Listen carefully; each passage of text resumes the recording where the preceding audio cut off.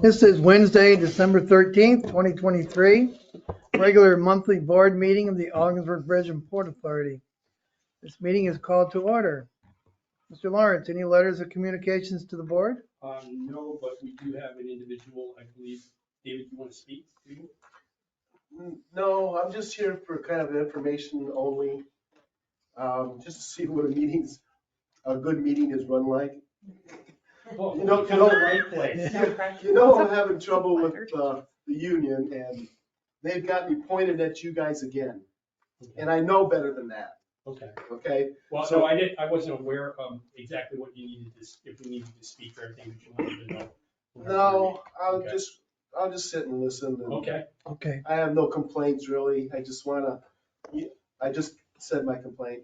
Okay. Well, this is a public meeting, and while Mr. Lawrence recognized you, ordinarily at the end of the meeting, we have a time when comments can come from staff, board members, or anyone in the public, so. Okay. At the end, if you would like to say something, I will turn and ask. Thank you very much. You're welcome. Okay, approval of board minutes. On November 9th, the Finance Committee meeting minutes. November 9th, the full board meeting minutes. November 13th, Child Care Initiative Committee meeting minutes. And December 1st, Finance Committee meeting minutes. Have they all been reviewed? Yes, we have an email from Tony Kennedy, who I believe is online, that she has approved the Child Care Initiative Committee meeting minutes. And Mr. David King has approved the 3 other sets of minutes. They are approved as written. Okay, is there a motion to approve all 4 meetings minutes? So moved. Made, is there a second? Second. And seconded. All those in favor of approving the minutes submitted for the 2 meetings on November 9th, child care meeting on the 13th, and the December 1st meeting minutes, say aye. Aye. Anyone opposed? Those meeting minutes are accepted. Reports and presentation, committee reports, Finance Committee report. Since Mr. King's not here, that would have to come from me. So rather than duplicate everything, I'm assuming, Patty, you're going to go over under business item A, the budget, which is mostly what we had from the Finance Committee. And I believe there is a resolution in the agenda that dealt with an issue we passed to the full board from the Finance Committee. Is that correct? Yes, it is. Okay, so when you come to that, you can report on that. So let's move on to income and expense report, or do you want to roll that into the budget or do it separately? We can do it separately. Okay, tonight. okay. It's too much to. No, I don't think so. We can look at the statement of financial position first. Just a couple things to bring to your attention. Our accounts receivable regular at $726,000. 97% of that open AR is either current or 1 to 30 days. So it's still remaining quite strong. The account receivable AEAS was 1 reimbursement from USDOT and some money from the vendor that goes along with the AEAS service. If we look at our current liabilities, our accounts payable regular are 465. And you can see the top 5 vendors on page 2. Most of whom have either been paid or been paid partially. Our AEAS, 1 invoice is open. We have received our New York State retirement invoice, which will show up in the December statements. It is $220,000 for the year. And the project accounts payable is less than half of what is shown here. It's been paid and much of it has already been reimbursed to us. Any questions on the statement of financial position? Just a couple of things I would highlight in the budget to actual. Under bridge expenses, the maintenance expense is over budget because the repairs to the boiler were not included in the original budget. And that cost us $15,500. In the bridge maintenance expense for the month only is over budget, and that is the bridge inspection invoice that we received, and we knew that was coming. The maintenance expense for the airport is over budget. We received the invoice for the striping of the runway. And we have PFC money that can be used to pay that invoice, so that's not a problem. Our interest expense at the airport is under budget. We had assumed additional interest for the revitalization line of credit that we haven't used yet. So that money is what's causing the credit balance there. And the same with the marine terminal interest expense. We had anticipated a line of credit for the dock wall expansion project. The reason employee benefits under the marine terminal are above budget, all of the unemployment payments are currently for non-working ILA members, so it has to stay at the marine terminal. And we had the maintenance expenses over budget, and that was an oversight on my part. I did not realize that Steve had not put the loader rental in the budget for last year, so this will continue to be over budget. But we know what it is, and it's not, there's nothing major there. Right. Any questions on the budget to actual? So where we are at this point, it's pretty much where we anticipated we would be, or are we a little bit better than we thought? We're a little bit better, but not by too much. We have been able to defer a few things that we had anticipated spending some money on, or we've moved it out. We have the new dump truck is on its way. Mhm. That should have been here by now, but it has been moved out. So you have a few of these things that are just fluid and they're being moved out until next year. Okay. And the cash flow is pretty much what we expect the cash flow to show. Because the other income pays for expenses that we had for grant portion of capital expense from the prior month, there's always a little bit off on what you see. And the monies that came in October were for expenses in September, giving us a gain in October. But that quickly goes away. And this is where we would expect to be at this point. So it's no surprise that as we enter into the winter months, when the traffic over the bridge isn't what it is in better weather, and the port is pretty much shut down, this is a time when it really affects the authority as far as income. Is that correct? Yes, it is. We do have salt going out at this point, which is very helpful. But any big projects at the port will end because the seaway is shutting down. Right. Good. Anything else? Mostly, that's all we have for the income expense reports. Okay. Bridge traffic report. Thank you, Mr. Chairman.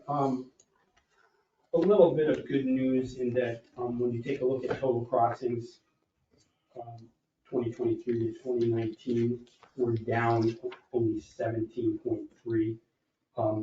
We budgeted being down 20%. So overall, that's a slight improvement, not anything that it seems solid, but it's been trending a little bit upward. So I know that's not a really ringing endorsement of traffic coming back, but, and some of that too, it is driven by truck traffic with that, but you can see with the numbers, they've improved relatively speaking. They're trending a little bit better, but, and the main bright spot is that we budgeted for being down 20%. So anything 20 or lower helps the budget. Right, so we're still down around $40,000 a month in revenue. Yeah, ultimately that's, yeah, when you look at where you are with revenue, that's the driver.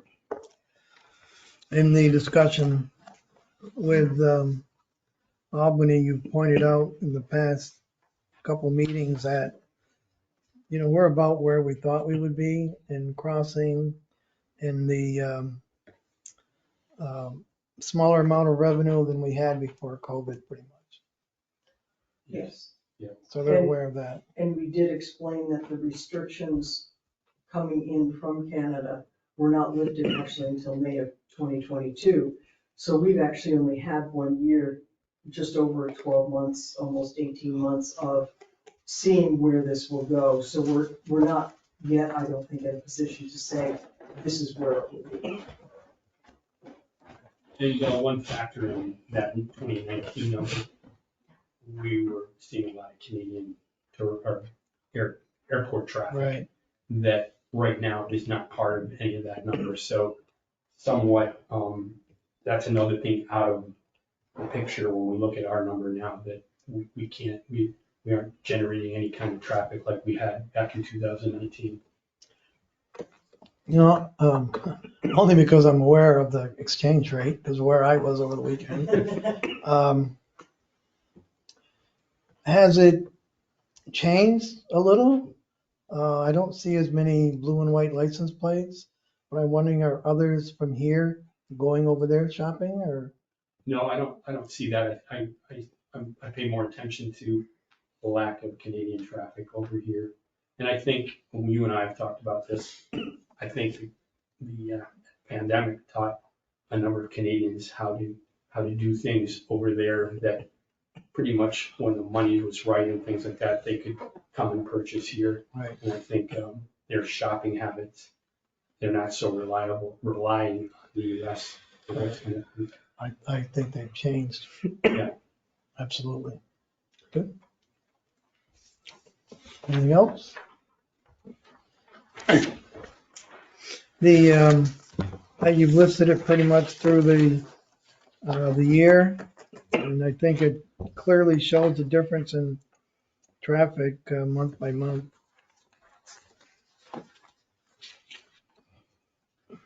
Airport activity report, Charlie?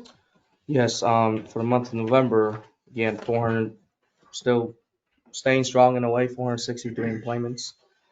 30%, and for completion rate, that's the highest completion rate I have seen in the past 4 or 5 months. So we got a couple canceled flights, so which is all due to mechanical. So it was all great. On-time performance is also great. Also one of the highest in the past 4 or 5 months. So I think we're doing well in that part. And again, I see that everybody will probably be shocked looking at a total of 5,300 for the year total.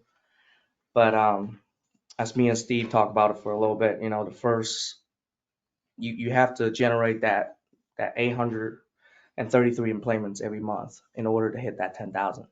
And then the first 2 months, we're getting barely 300. So even in the last couple months, if it would have went good, we're still 30 seats per flights. If you do the math, we're still not going to get up to 10,000 because we're missing the first 2 months out of it. Almost close to 600 employments for 2 months. So, but I think we did overall. I think we come into the year strong, like I was saying, with the advertising. I think that would definitely help. But I think we probably will definitely see that more this month in December with the new advertising kicking in. So besides that, Just a little bit update. I'm sure everybody heard about the helicopter incident that we have at the airport. No fatalities. Our guys respond to it great. Well, what happened? I didn't hear. It was a helicopter came in for landing and got out of the taxiway, and then we really don't know what happened. And the helicopter ended up crashing. And the pilot never talked to us, so we got the call based out of a bystander calling from outside the fence that telling us, hey, you got a helicopter that crashed on your airport.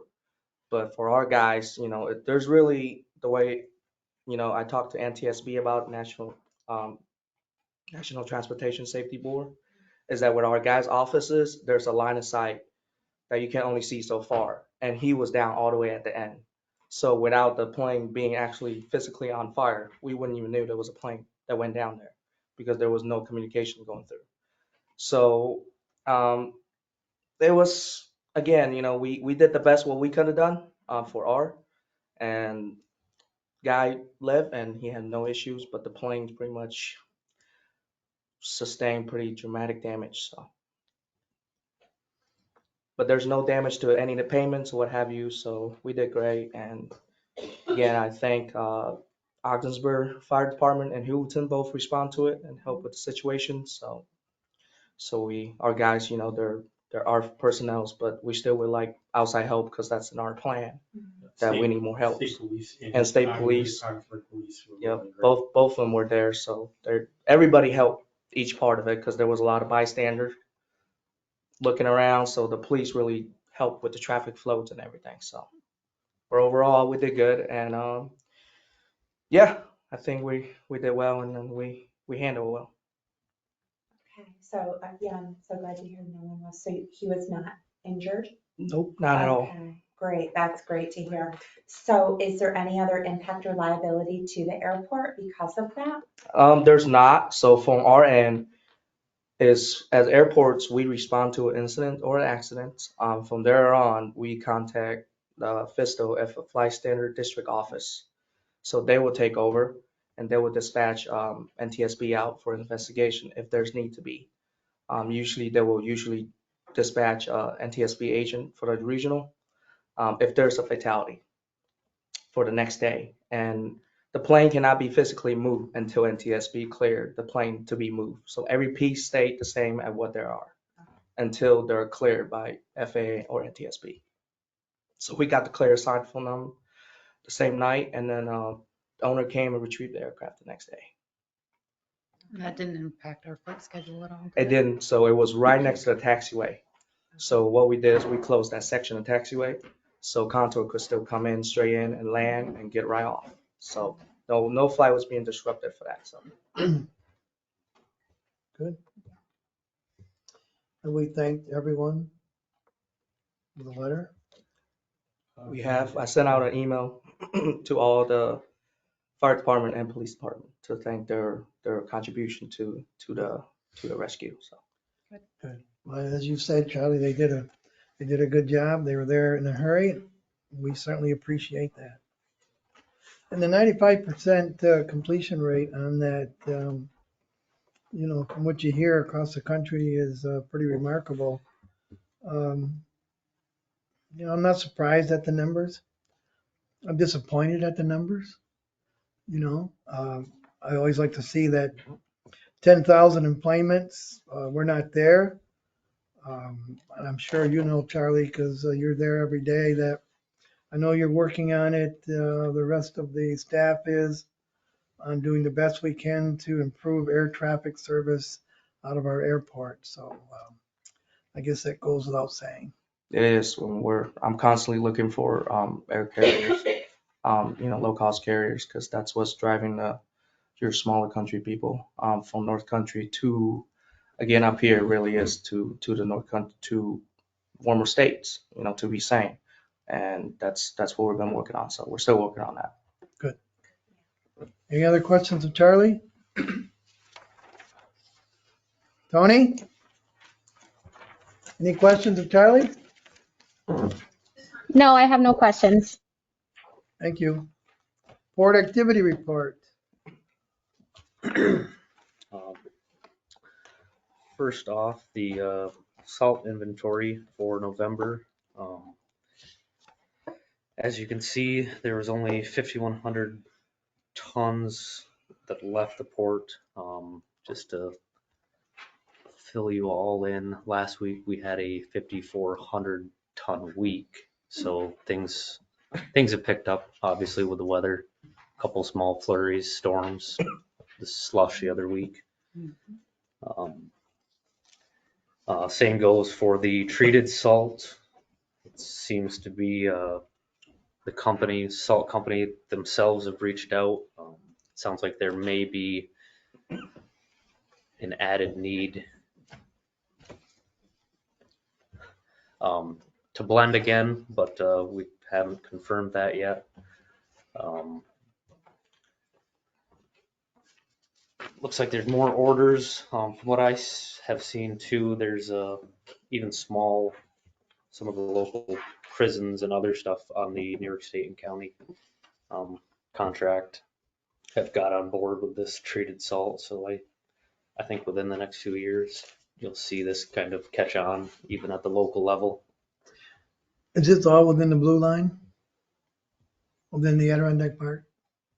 That's all I rocks? think some of it's now being used outside of it.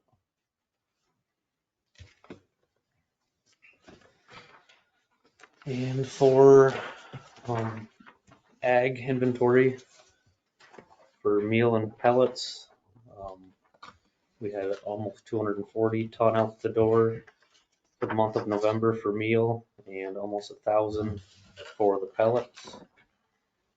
We received 2 meal cars today, which coincidentally Mr. Knight unloaded for us.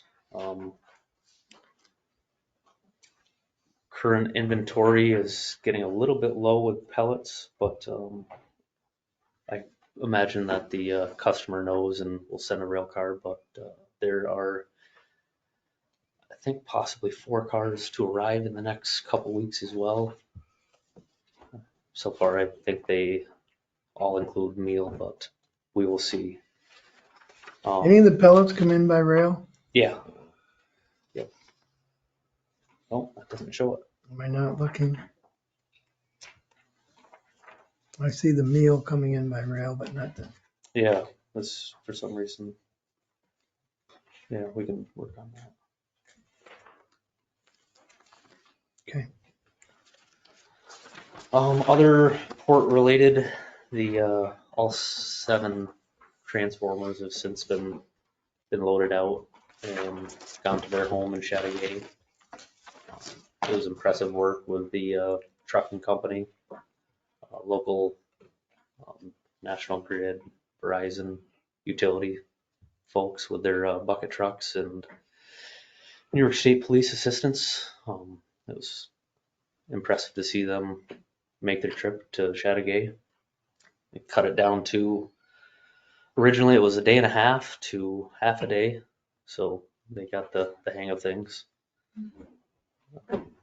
They had to, what I saw down here, they had poles that put the wires up high enough so they could get that piece of equipment underneath. Yep. That was pretty impressive. There were even times where eventually they would, instead of lifting the lines, if it was possible, they would just shut down traffic and veer into in the oncoming lane to avoid. And they've put some pressure treated deck boards on, so they wouldn't also have to lift. The lines would actually just slowly ride up and not catch. So do we have pictures of that process and, the height of that equipment and then the uniqueness of that? Yeah, I've got some pictures, videos. Okay, that along with the fact that we've sent windmill parts to Pennsylvania out of our port, all of that in marketing, is that all part of that? Yeah, that's, it just goes to show the port's commitment to renewable energy. Transformers were for the Smart Grid project, Good. renewable energy from wind standpoint. So it does show our prowess in those type of projects. So when we do a mailing or meet with someone, those little unique things we do is brought out. Good. Because that does show that we can do anything. Good. Anything else for James? Tony? No, nothing from me. Thank Thank you. you. All right, Mr. Embassy. Man. So starting with the building occupancy report, we're holding steady on all our tenants. I got to give a special shout out to James and the facilities team. They worked on renovating a space, which one of our current tenants is going to take. I'll probably present that at the January meeting. Excellent. But that's actually good news for building 4. We're going to go from, at a minimum, from 23% occupied to 42%. Good. So, and they may actually expand even further, but we're going to do it in a phased approach. So the space looks beautiful. It really sets the standard for future projects, which is nice. Yes. So that's good. Good job. Good teamwork. Yes. Speaking with James and the Director of Operations, we hosted this month a representative from CSX, gave them a tour of the port, our rail line, the heavy industrial park, just showing what we have. They've been a good partner in combination with Vermont Rail to service the port. So it was a good optimistic meeting, and we got a good opportunity to explain the rail improvement projects that we're undertaking to bring everything up to class 1. So that's exciting. We met with a Canadian cement importer about the potential of maybe using the port for importation of cement, which was could be a good potential.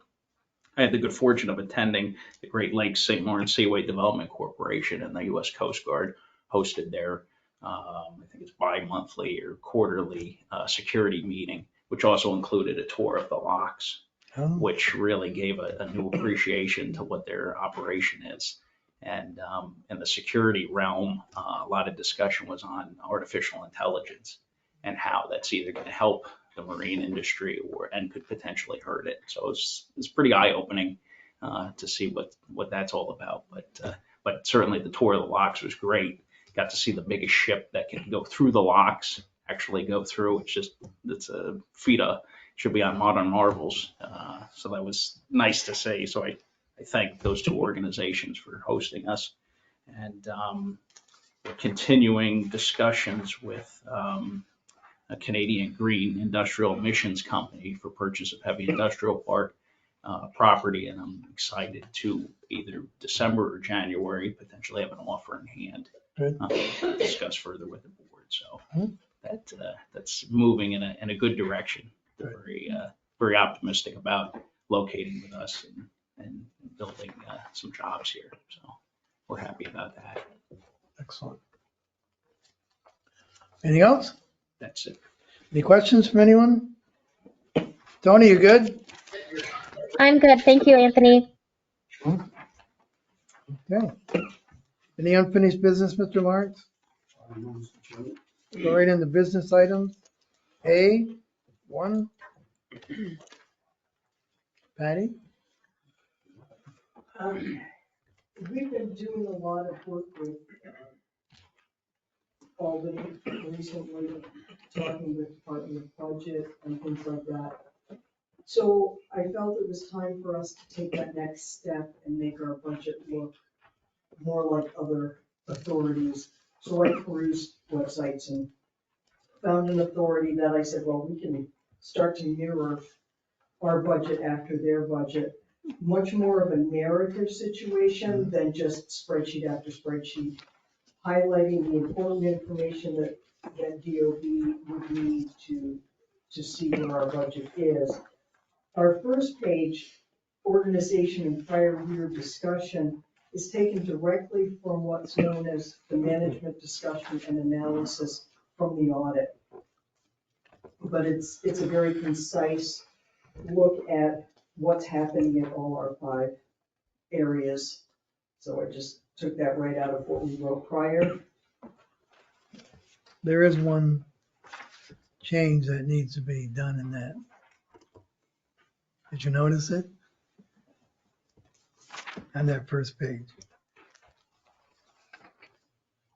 Oh, trade zone 118. There you go. Oh, Gold star. Anthony. I'm sorry. I couldn't resist it. Keep going, Patty. Then we do a budget overview, the 24-25 overall budget for the Ogdensburg Bridge and Port Authority, totals 11,678,564. This includes 9,434,087 for the operational costs associated with the OBPA, 1.2 for debt service, 806,000 for the OBPA's portion of various projects, and 224,000 for capital expenditures. Then we go on to discuss the traffic and toll revenue, other revenues, our uses for all the funding, and the 24-25 budget deficit on the 4th or 5th bullet point there is anticipated to be $2.5 million. This deficit is just over $500,000 smaller than the deficit for the prior year. Okay, that's important to point that out. I'm glad you did. A lot of the reasons why we have a deficit anyways has not gone away and is not anticipated to be just going. Things haven't changed. We're still having an issue with revenue across the bridge for whatever reasons, for a decrease in revenue at the airport and how that all ties in together. And up at the top, that 1.2 million for debt service. What is that for mostly? 75,000 of that is the first instance with New York State. The rest of it unfortunately belongs to the airport. We have the mortgage that was taken out, secure, collateralized by a lot of the Commerce Park, and the bond. Right, and that was mostly for construction of the terminal, wasn't it? Correct. Thank you. Our project expenses, just a small blurb about that. Then because we discuss AEAS and we will be changing back to EAS this fall, I felt it was important that DOB and anyone else reading our budget financials understand the difference between the two, so we added this section. Then we go on to sources of funds, our revenue summary. And the most important note is that the AEAS is the majority of the dollar change in our revenue. That is because it will go away in September of '24. And we will go back to EAS service where the airline will bill US DOT directly, and we do not get involved in the financial aspect of that. Excuse me, everything else remains almost the same. And a small pie chart to show you how everything actually does look. It's sometimes easy to forget how much is what. This gives us a nice visual of where our funds are coming from. Then we will go into the uses of funds, the expense summary. Most of our expenses are coming in below last year's budget. A lot of this is being deferred, unfortunately.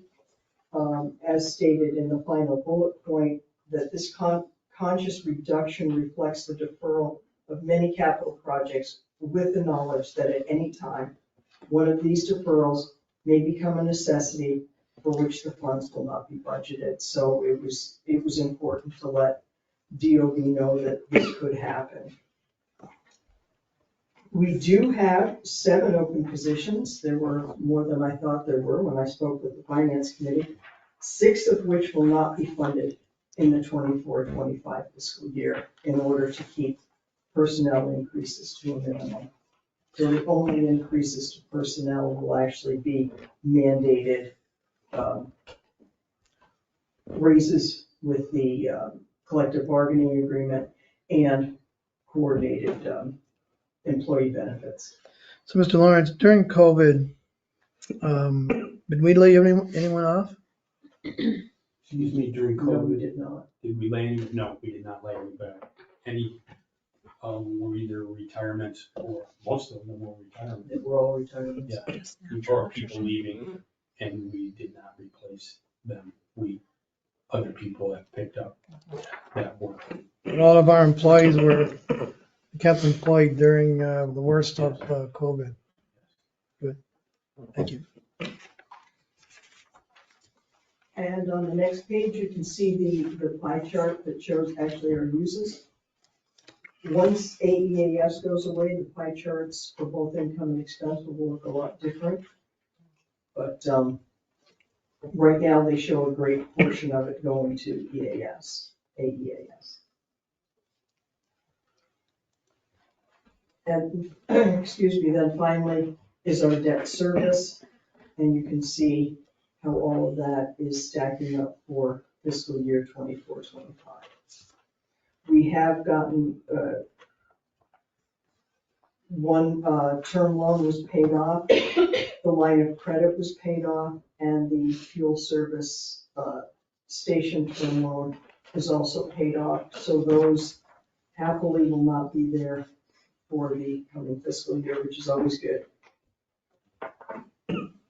And you'll notice that we do have a number of things, the land mortgage, the loan for the line of credit will disappear in 26.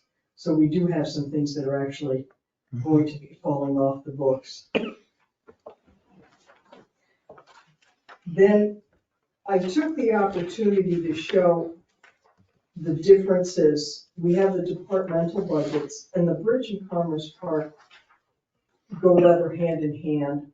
Our employees, our equipment are used quite often to do the repairs and maintenance to the Commerce Park. So therefore, they rather go together and combined, they give an accurate look of the two departments or cost centers. Then we have the same sort of situation with the marine terminal and railroad, because the railroad sits right on the corner of the property owned and operated by the port. And the airport being partly with its location and partly because the special situation of running an airport sits by itself as a department. So obviously by that part of the budget on the airport, it points out the cost of operating the airport. And Mr. Lawrence, if you would just address how that all fit into us doing the, going out and asking for the new project from the state on the new changes at the airport, how that all fits into this. Well, we're hoping, first of all, when it's complete, and as you all know, it's kind of a combination of utilizing an airport space when it's not being used. So in that regard, we tie it into the community and the local area. But with that, we build a very inviting space that makes it easier for Charlie to talk to low-cost carriers and show them what we're doing and how we reimagine what a small airport would look like. So in some ways, if you think of how you go to an airport, you're always in a hurry to find security, get in the line, and make sure you're on time. Whereas we're small enough where you go into the great room, you know, with a flight and hopefully someday, you know, we have something in 120, 25 passengers, that you're not constantly driven by that kind of model, let's say. So you can have a coffee and know that in a half hour, you're the other side of the airport. You can see things. And it's just because we're small. I mean, we'd love to be so busy that, you know, we have a little bit of those problems, but the idea would be just to have a really good experience for people that fly out and fly in to the airport. And so with that, there's some revenue generation opportunities available with a lot of community ideas that are associated with the great room. So we're looking at that as presenting something where we can have an opportunity to help the community or help others generate income, charities, and all of that kind of stuff. Also, we have looked at it from a public health standpoint, and you know, if everybody looks back, we've had a pandemic in the world in the last, each decade for the last 3 decades. So this isn't something that I, you know, just my own opinion. We're going to have other issues, and we've geared that space up for that eventuality. Not to mention, if something were to go at the hospital, we may be able to help out in some way in an emergency. But revenue generation is just something that we're looking for. And with that, maybe parking picks up and things kind of start flowing, rental cars, and then not to mention just to be a space where someone may just want to go out. We're going to look for a cafe vendor as part of that. And we believe we can generate quite a bit of excitement with the drawings and renderings we have. And we have time. We know it's getting shorter, but with that, we can go out in the community. And we are going to do it for all of those. We're going to do a presentation to City Council January 8th. And with that, we'll be showing them what we're going to do and what we have in mind. And also, we will be talking to them about utilities of water and sanitary sewer connections there. So we will be putting our best foot forward, and hopefully we can make the city a partner with us in this project. Right. Any other things, Sam, that I need to touch on? No, I think you cover the reasons why we went after that grant. We've all been aware that the airport costs the authority money. So if you don't do anything, nothing changes. So the whole concept, I think the board and staff going after that grant was, let's try to increase revenue. And you put a lot of that together, Mr. Lawrence. As you mentioned, the community room and everything else to generate revenue out there. And I think once it's done, in less than 2 years now, it will do that. And I think it will give the area, you know, a terminal that looks like the North Country. Yeah, and with that, you know how the Golden Dome is kind of a representative of Oxford. So you could say somewhat iconic for Oxford. That was one of the things we set out with our engineers and our design team, Right. was to put out something that is recognizable to people. And, you know, people that come not just from Oxford, but from the region, come there one time. You want them to have word of mouth when they go back to go, geez, I didn't expect that. That's pretty nice. It's just something as simple as that.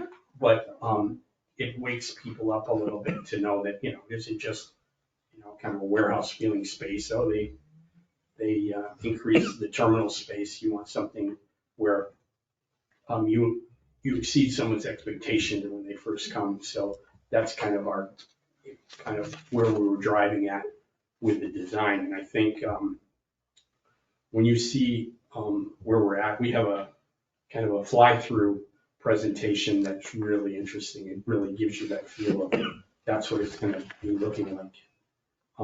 And now our team here has come up with things inside of the, with Charlie and James and Patty and Anthony, things that we want to do that can help for whether it's conferences or gatherings that will enhance it even more. So we're excited about that. Good. Now that I've interrupted you again. That's perfect.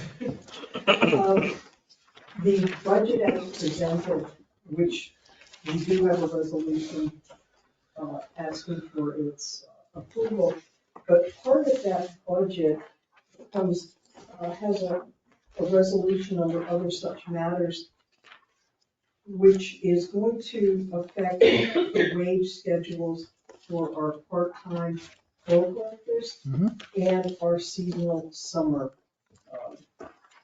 workers, our groundskeepers. Anecdotally, wages in the North Country have gone way up for even food service workers and other part-time temporary positions. In order for the OBPA to remain competitive, we looked at increasing these part-time positions whose salary next year should be $17 an hour to $18 an hour. I think it would help us. This year we had 2 groundskeepers, and thankfully they were brilliant young men and did a lovely job, and we only paid them minimum wage. I think we could probably get a few more interested people to come out. We're always looking for people for the summer crew, and I think raising the salary would help. So we do have a resolution. Should I take it here or take it under other such matters? Let's do the budget first. Okay. So, just one more thing before I ask for a motion on the resolution for the budget. The last page of Patty's analysis of the budget that deals with capital expenditures in the project portion. And I think this is important to point out, and not just for us, but for the whole region. We're looking at almost $41 million to be spent this coming year in projects here at the authority. And with the total, when everything is done over the years, over $110 million will be spent through the Bridge and Port Authority on projects. Now that is quite a large amount of investment that this authority is making within St. Lawrence County in the North Country. That's nothing to not be proud of. At this time, could I just do a sidebar with Nicole on the bridge? Do you mind? Yeah. Well, Nicole has been talking with County, Legislator Reagan. Legislator Reagan about kind of his concern about what we're doing, keeping up on the bridge. And at the time, I don't think Nicole knows exactly what, but we do have $13 million and $3 million in one program and 10 in another program through New York State. And what this money was going to go toward was, we looked at, it was a federal program, we were going to use that, and we were turned down with that. We'll come to find out, we've got to start spending that money. So just so you'll know, this coming year, we are planning on spending roughly $2.5 million on repaving the border station area and all the way down to Proctor, redoing the approach. That was all done in 2010. And we believe that will qualify. New York State's telling me that. And then the other 10, we're looking at, it can only be spent in the US, so anything this side of the second tower this way. Yeah. We're looking at repainting the truss area, which is the second you'll see beams for the first 8 piers, and then the next 8, you'll see a truss section. Well, that truss section needs to be scaled and cleaned up and painted. So with that, those are kind of where we're focused, and I've already got our engineers working on a project to submit to New York State. But the first one, I think we've got 2 years to spend this money, but we couldn't wait anymore and put it in grant money. We need to get going. So we are going after it. And that also takes a little bit off of I think there was 300,000 in paving up the board station out of our money. Hopefully I believe that will take that out of there. So that'll take some of the curse off of this budget by 300,000. Okay. But Patty and I don't go on hope. I mean, we do every day, but not when it comes to the budget. We just, and that's the thing why some of these numbers are, surprising, but part of that is there's no magic or a softening of anything there. And we feel that we can make those better, but almost no way. If we were to spend everything, that's the biggest number we're gonna have, not hopefully type of thing. So to answer your question with Jim, is that we hope to be paving and then get going on and get in place the truss section of the bridge. Okay. So Thank you, I appreciate that. that was a side conversation. That's Yeah, fine. I just wanted to bring that. A lot of people don't understand the complication between where we can use federal funds and where we can't use federal funds. And why we need state funds for a different part of the bridge. And of course, coming over it, people think the border is in the middle of the bridge. Well, no, it's not. It's a lot way this way.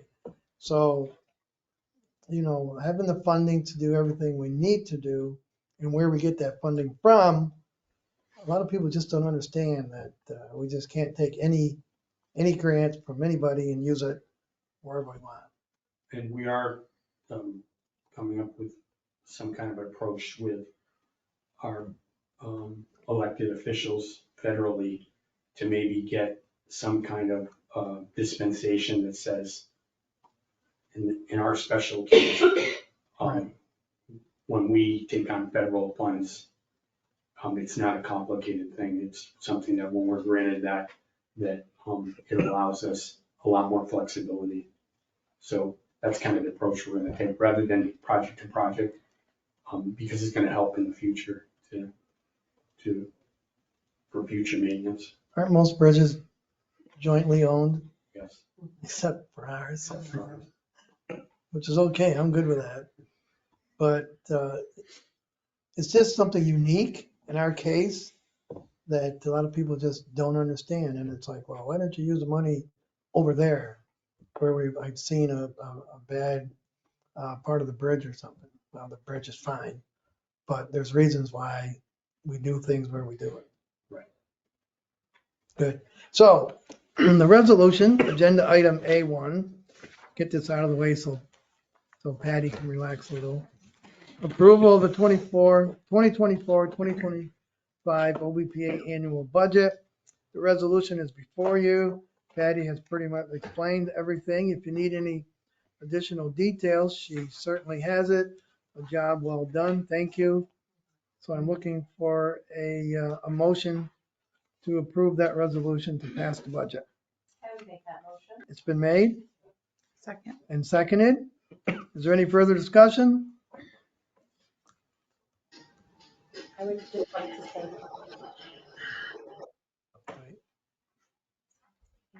Tony, was that you? Yes, I was just getting ready for Karen to call the roll and vote, so just wanted to make sure I was unmuted. Okay, Jen, go. no, I just wanted to really echo Sam's sentiment. A lot of hard work, Patty. Thank you so much. Very well done. Love the format. And also thank you to the finance committee, Jennifer, staff. So, yeah, thank you. Karen, call the roll, please. Mr. Manelli? Yes. Ms. Pickman? Yes. Mr. Burns? Yes. Ms. Whitten? Yes. Ms. Kennedy? Yes. Motion passes. Um, Actually, that resolution wasn't second, was it? It's in the back. We can come to it since you've already explained it. Other such matters? Yes, it was added after the packet was sent out. Okay. All right, we can do that. Approval of a contract with the Development Authority. Mr. Lawrence? Mr. Chairman, this resolution has to do with our Child Care Initiative project. Thank you.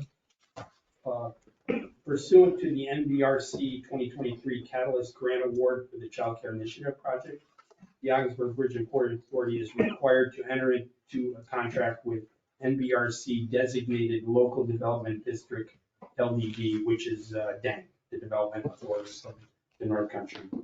DANC is designated as the local development district for Jefferson, Lewis, St. Lawrence, and Franklin counties by the NBRC.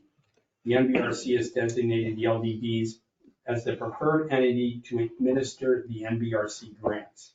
LDDs have received specialized training to assist the OBPA when completing the NBRC grant requirements for the child care project. It is staff's recommendation that the Development Authority of the North Country, DANC, be awarded the NBRC LDD grant administration contract for the amount not to exceed $20,000. Funding for this contract is included in the NBRC 2023 Catalyst Grant Award. This agreement will terminate automatically upon completion of the contract date as listed in the OBPA's contract with the NBRC or the completion of the project, whichever comes first. So we did put money when we asked for the grant. They tell you to put in for that, and basically they'll guide us through all of that. They won't have anything to do with construction in the real world type of thing, but it would be more on progress and payments and things like that they make sure we do it the right way. So they're going to be our partner in this, which considering how much work we've got, it's a good thing. A lot of initials in there. I think a lawyer probably wrote this. Yeah, but I Just saying. I didn't put any in that weren't explained. But Still. That's true. Ms. Terminelli, anything you'd like to add? No, I think it'll be great to have their expertise to make sure we're doing the drawdowns correctly and that we're meeting timeline requirements for the grant.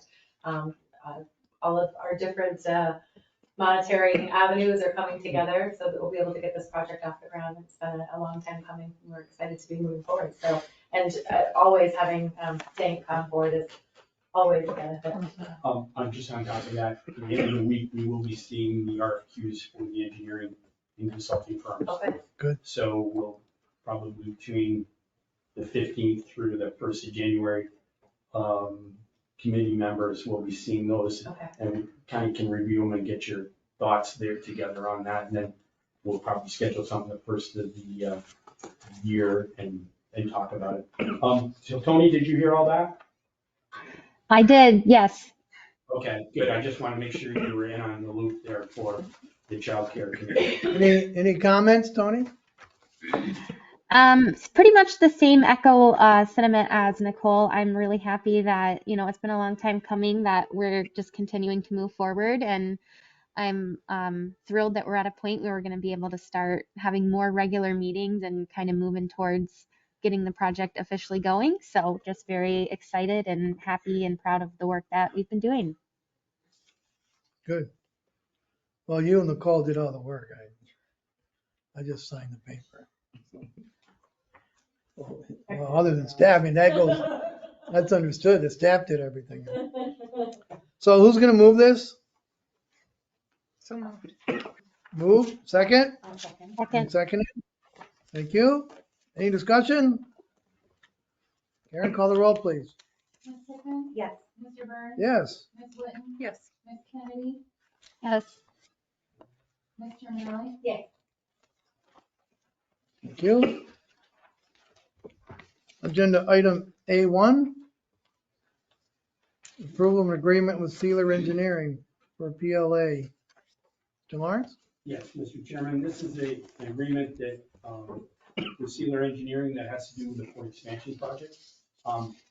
Since we were awarded $5.1 million from the Department of Transportation, originally we had a project labor agreement that went back to 2019, and everything was all in place based on how the project was then. It's changed, and because of that, we need to revisit and update the project labor agreement that we currently have. And part of that is, it's kind of a spin-off of, having more money is a great thing, but also there's things that go along with that you have to stop and take care of. So we couldn't just work off of that. So with that, the upshot is we've got to pay to have this agreement updated. So that's just kind of the easy explanation on that. So the Ogdensburg Bridge and Port Authority, as operator of the Ogdensburg Port, desires to provide for efficient, safe, quality, and timely completion of construction of the new dock wall associated with the non-federal channel dredging, generally referred to as the Port Dock Improvement Project, in a manner designed to afford the lowest reasonable cost to the authority and the public it represents, and to thereby promote the mission of the authority. The authority wishes to consider the application of a project labor agreement, PLA, to assist these objectives consistent with Section 222 of the New York State Labor Law. A PLA was completed in 2019 by Sealer Engineering PC of Penfield, New York. Due to the scope of the project changing, a revised PLA is required. Sealer Engineering was selected to prepare a revised PLA because of their work on the previous 2019 PLA. The selection of Sealer is due to their specialized expertise and historic relationship with the authority, the continuation of which is in its best interest. Sealer Engineering has provided a proposal to perform the work for a revised PLA for a lump sum of $18,800. The cost of the revised PLA is reimbursable through New York State project grant funding. Another note with that is Sealer helped do our PLA for the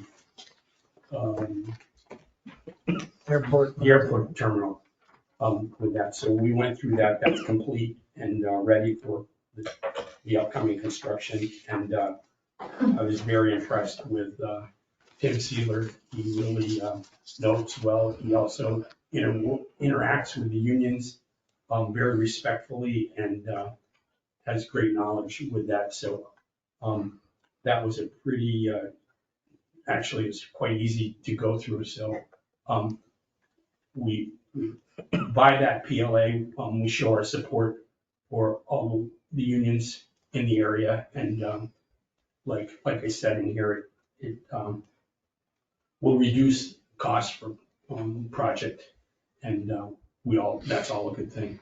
And ensure that it's done on time. Yes. And I've worked with Mr. Sealer before on the county PLA for the county jail, which again was done on time and $500,000 under budget. He does a fantastic job of making sure that the money is spent properly and things get done on time. Is there a motion? So moved. Made, second? Second. Karen, call the roll, please. Mr. Burns, Yes. Ms. Whitten, Yes. Ms. Kennedy, Yes. Ms. Terminelli, Yes. Ms. Pickman, Yes. Thank you.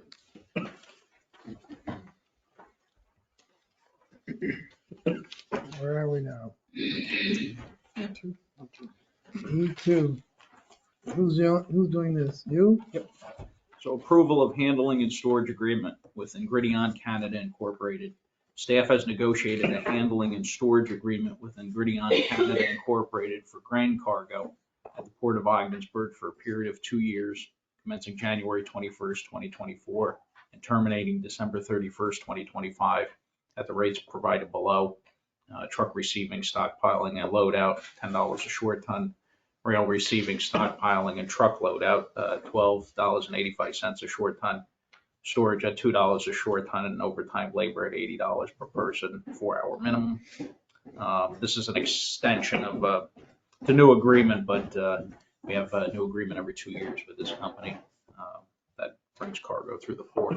And these values reflect approximately 25% increase over the previous 2-year agreement. Good. Is there a motion? So moved. Hey, is there a second? Second. And seconded. Any discussion? Karen, call the roll, please. Ms. Whitten? Yes. Ms. Kennedy? Yes. Ms. Terminelli? Yes. Ms. Pickman? Yes. Mr. Burns? Yes. Thank you. Agenda item F1, wage schedules. In the creation of the 24-25 budget, the part-time workers' wages were reviewed. Anecdotally, wages for food service workers in the North Country have risen as they have for many other temporary part-time jobs. In order for the OBPA to remain competitive, staff included increases in the 24-25 budget for part-time relief toll collectors and seasonal part-time groundskeepers. Wages for both groups are reflected at $18 per hour. Based on this increase, the wage scales have been adjusted for the attached wage scale effective April 1st, 2024. And you can see the current wages next year will be $17 an hour, and if approved, it would go to $18.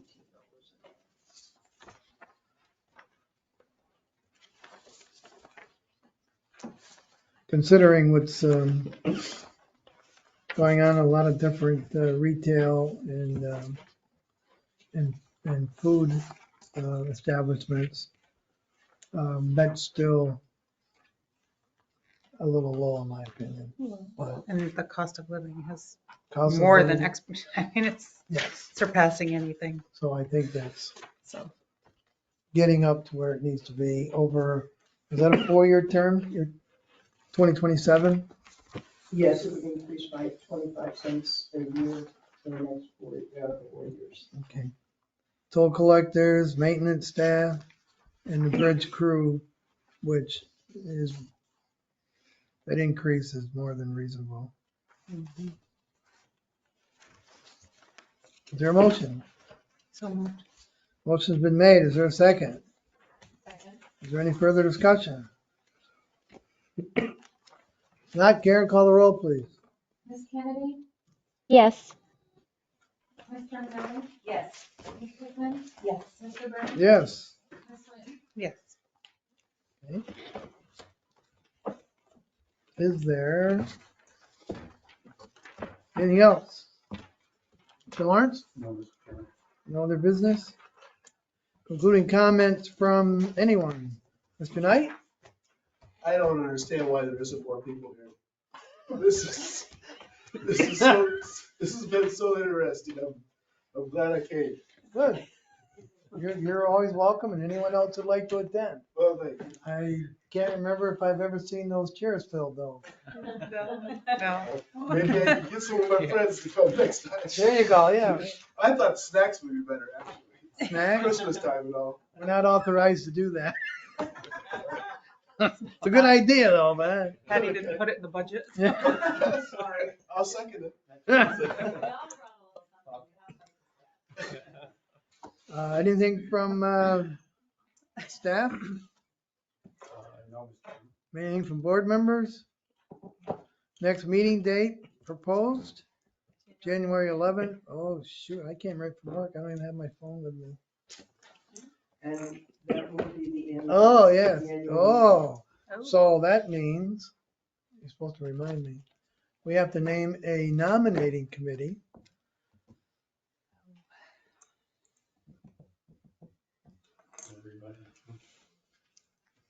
And the usual suspect is no longer with us. No. So, I nominate Dave to be our nominee. Can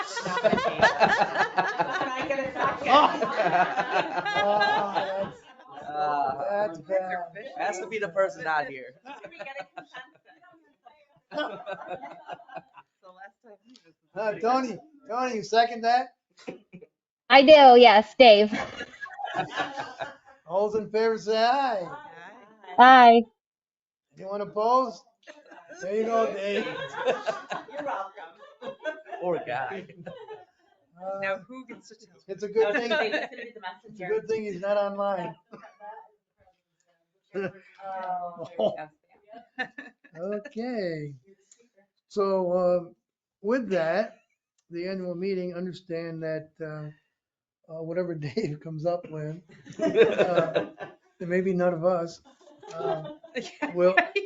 will be, voted on all of, the officers of the authority, the board anyways. And, we also have, the, executive director at that time too. Or a couple. Don't we appoint you at that annual meeting? Yes. You better, I'm not sure. I'd have to go back and look. I mean, You hear that, Tony? I do, yes. We'll see how that goes. So, we're gonna look at January 11th at 5. If there's a issue, Karen, you can poll the board. Okay. Anything else from anyone? If not, is there a motion to adjourn? Yeah, I'll second. Made and seconded. All those in favor say aye. Aye. Thank you. Anyone opposed? Thank you. We stand adjourned. So Sure you're allowed. is the 8th, Steve, a Monday city council meeting?